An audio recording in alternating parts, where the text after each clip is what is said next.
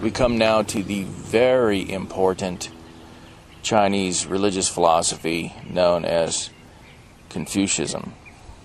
Confucius, his name is Kung Fu Tzu. You see his dates.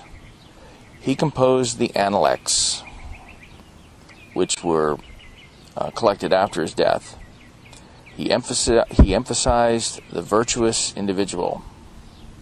As it says in his Analects, his goal is to bring comfort to the old, to have trust in friends, and to cherish the young. He believed in the innate goodness of all people, and that the problem is ignorance. People are ignorant of the way to behave and the way society should be structured. He has often been compared to Socrates. There is no influence either way, but it is interesting to note.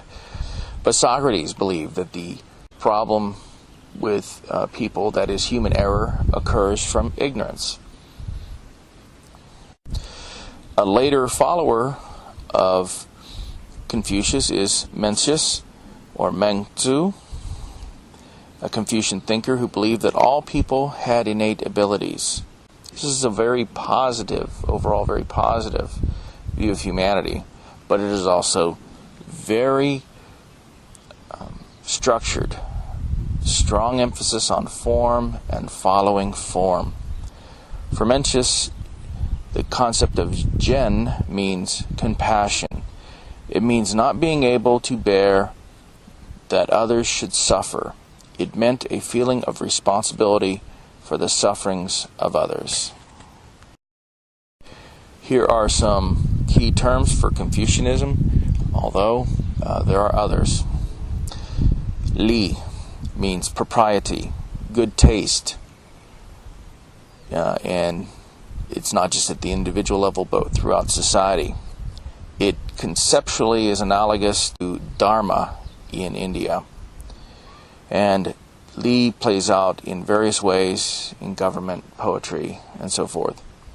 Zhen, which we've just encountered, is respect and charity, especially filial piety, the attitude that children should have toward their parents. And overall, it means the ideal relationship that it should exist between people. Then there is, we've already encountered this, te, or sometimes pronounced and spelled de, virtue. Wen, which is the arts of peace. Or we might say culture. For example, music, poetry, and art. These are all aspects of Wen. And the arts were highly valued in ancient China for moral education.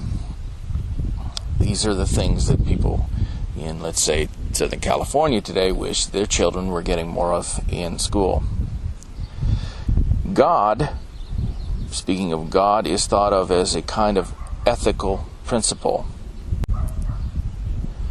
not really a personal deity.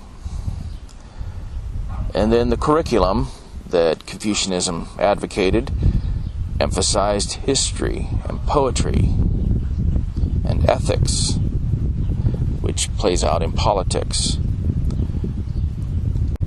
One thing that ancient Chinese learning did not emphasize is mathematics. Here are 5 Confucian relationships. I'll let you read those on your own.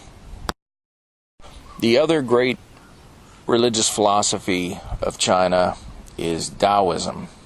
You can see the 2 different spellings there. That's because the T in Taoism is pronounced like a D. And the most notable figure associated with Taoism is Lao Tzu, or Lao Tzu, which means old master. You can see that expression Tzu appearing quite a bit now. The most famous teacher of Taoism. Taoism is this world focused, and in fact is a bit more of an emphasis on the individual than Confucianism. In fact, it is often a response to Confucianism. They are not polar opposites, but there is a tension between the two great religious philosophical schools of thought. At some point in the future, they will accommodate each other more. But so I don't want you to think of Taoism as anti-Confucianism, although it does strongly stand against it at times. Taoism downplays knowledge, or the gathering of knowledge, as virtuous, and is more laid back than Confucianism. Quote, therefore, when the great way is rejected, that is, Confucianism is rejected, it is then that we have the virtues of humanity and righteousness. One scholar writes, the Confucian advocacy of certain values, humanity, righteousness, filial piety, a different word there used, loyalty and propriety, was either the result or the cause of a decline in the way. So Taoism looks at Confucianism and says, for all its desire to achieve these Chinese ideals, it doesn't arrive at them. You see here emphasized the way.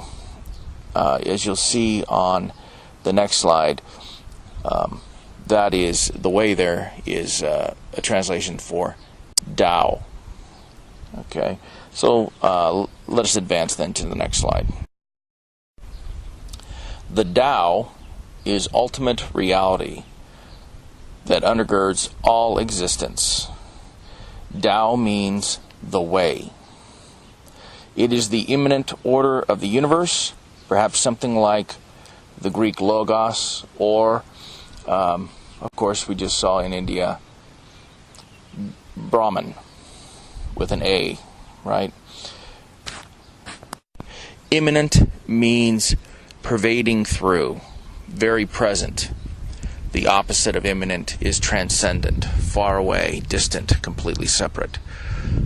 Even in Christian theology, we can speak of the transcendence of God, that is the way in which He is separate and high above all creation, but also immanent, that that God pervades the creation, is present. Even Paul on Mars Hill seems to indicate that. But here we're looking at the Tao. The Tao is referred to as the mother in the famous written work, the Tao Te Ching, and is like a womb. The Tao is present in each individual. This is De. De, sometimes spelled De, is used for both life energy and morality. And then we can make a comparison there. Just as the Atman in India is the presence of Brahman in the individual, so here De is the essence or the individual manifestation of the Tao. And of course, De, we've already seen, is a word for virtue. The important literary work known as the Tao Te Ching reflects ideas in China about 300 BC. And in the title of this work, we see the way, Tao, and power or virtue, Te. Thus, the book means the book of the way and its power or virtue. And there are two different transliteration spellings these days. But the one on the left is the one still most commonly used. The book is divided into two parts. The first 37 chapters deal with the Tao, that is the way, and the other chapters, 38 through 81, deal with Te, that is virtue. Together they equal the total of 81 chapters, which is a perfect one in yin-yang speculations. And there you see the meanings behind the numbers 9 and the numbers 8. And that's a special number, as Confucius is traditionally said to have had 72 followers. Here are a few key terms for Taoism. De, here understood as the life principle. Wu Wei, which means creative calm, inaction. It means, quote, to act without acting. That is, acting with spontaneity and genuineness. There is no trace of the person in the action. There is no trace of the actor in the action. Just like Confucianism, Taoism is meant to give advice to rulers.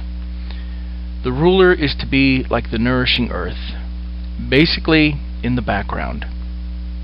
He completes his tasks and finishes his affairs, yet the common people say, these things all happened by nature. That's from the Tao Te Ching. Finally, Pu'u, unpainted wood or uncarved wood. And this refers to the individual, that the individual is to prefer simplicity and express genuineness, not be painted on or carved on by someone else, some other, we might say cookie cutter model.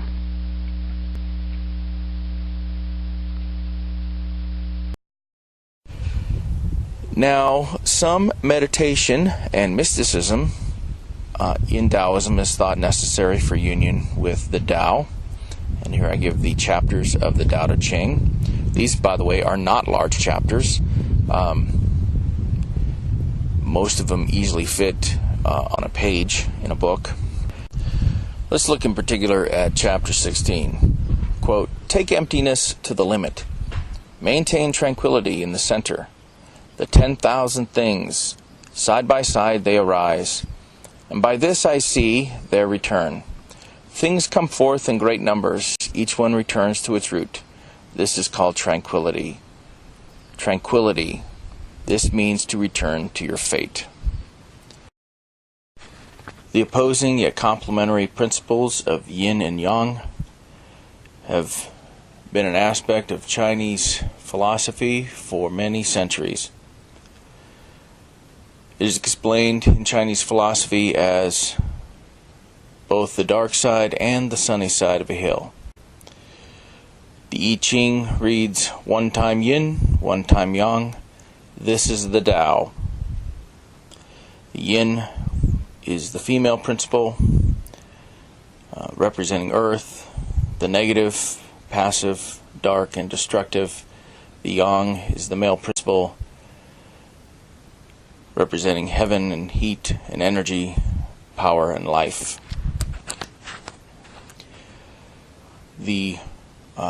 I note here, Book of Ecclesiastes has something that might be considered analogous in chapter 3. To everything there is a season and a time to every purpose under the heaven, a time to be born and a time to die, a time to plant and a time to pluck up that which is planted, and so forth. Very famous passage of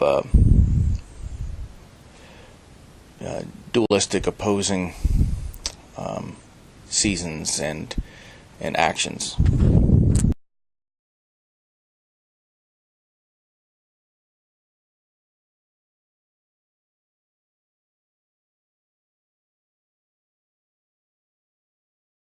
The important indigenous religious belief of Japan is Shinto, from the word Shintao, the way of the gods. There's the word Tao again.